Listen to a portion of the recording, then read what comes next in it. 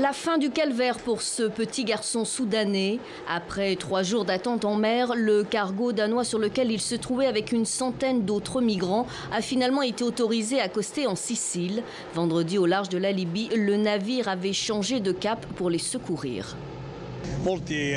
Beaucoup d'entre eux sont épuisés. Quelqu'un a été opéré de la colonne vertébrale et un autre a perdu son bras droit.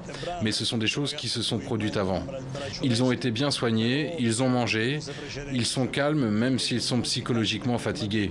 Ils sont heureux d'être arrivés.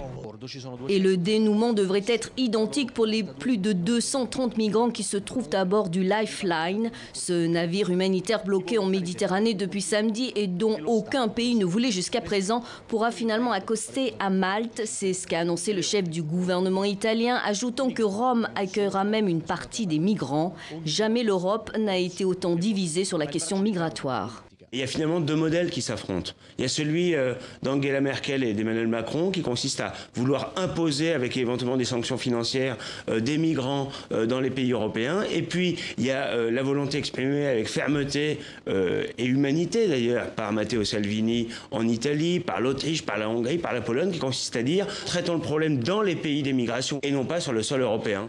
Pour le moment, l'Italie n'a pas précisé combien de migrants elle accueillerait, mais pour elle, une chose est sûre, les autres pays européens doivent faire la même chose qu'elle.